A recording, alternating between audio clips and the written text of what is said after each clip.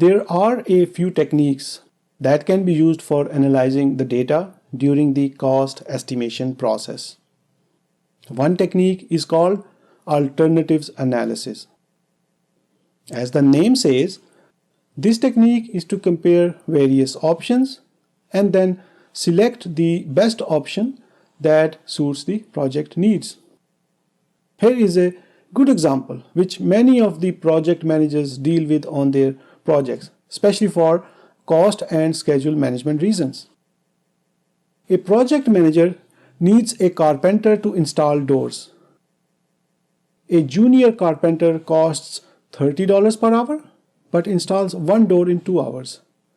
A senior carpenter costs $90 per hour but installs a door in 1 hour.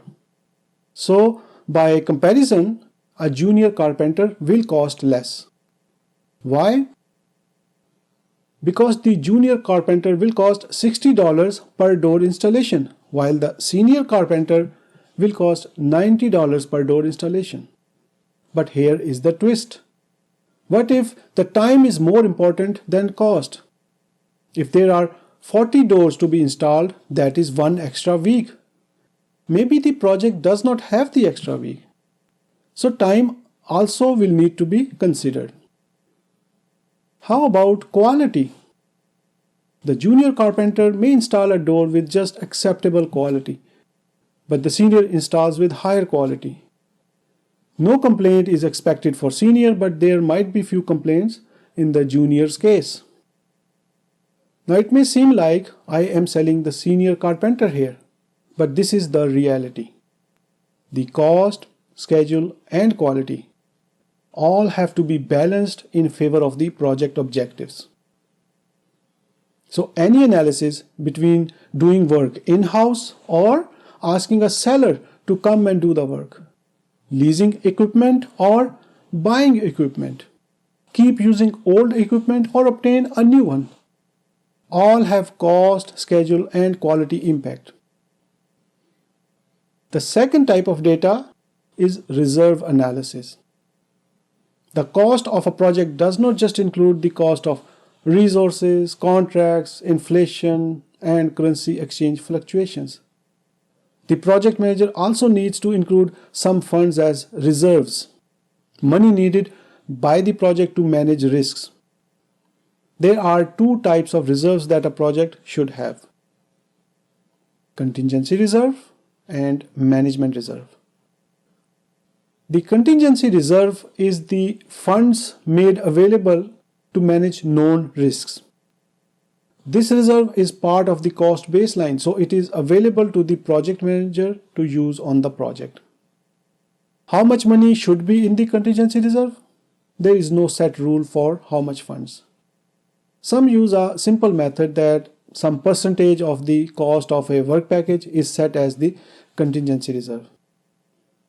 Let's say 10%. So a work package that will cost $10,000 will have a contingency reserve of $1,000. In the cost baseline, the work package is now $11,000. If the risk does not occur, the $1,000 are saved and it will have a positive impact on the cost variance. Another method is to just add a fixed amount to work packages. For larger projects, quantitative methods are used to analyze and come up with contingency reserves. Typically, contingencies are determined at the work package level, but if there is a known risk that may impact only one activity, then the reserve will be determined at the activity level. Since contingency reserve is for known risks, those risks need to be documented to show for which risk these funds have been made available. It is possible that during project execution, the known risk is no longer a risk to the project, or the risk is much smaller in impact than originally thought and of course planned for.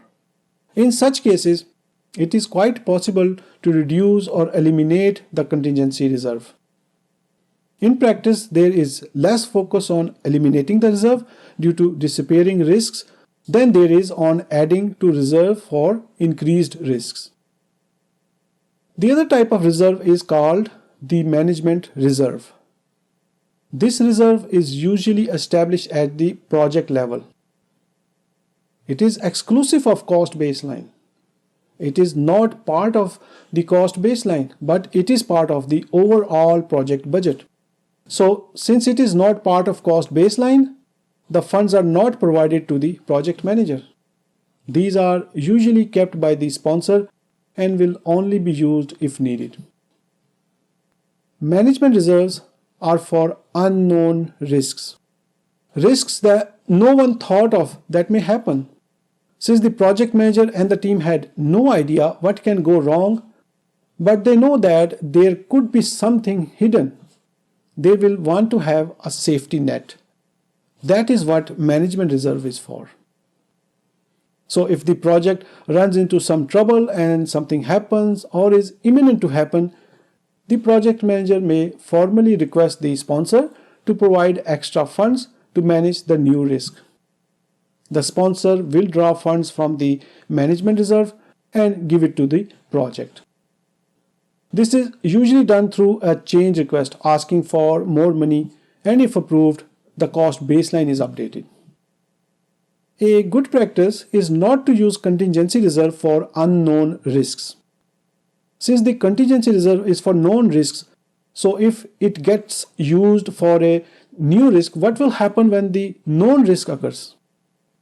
There will be no funds, and if the project manager asks the sponsor to release funds, the objection can be that this risk is so obvious.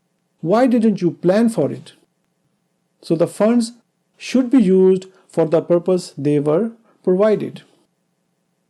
The third type of analysis is the cost of quality. It is a kind of alternative analysis that focuses on the quality aspect. For example, how much testing is enough? The more testing done means more defects found and fixed. Less testing means there may be more defects which were not found with the limited testing.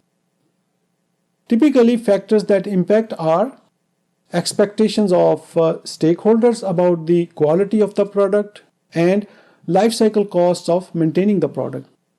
Many times the cost of achieving the desired quality may go up if delayed to later part of the project or after the project finishes.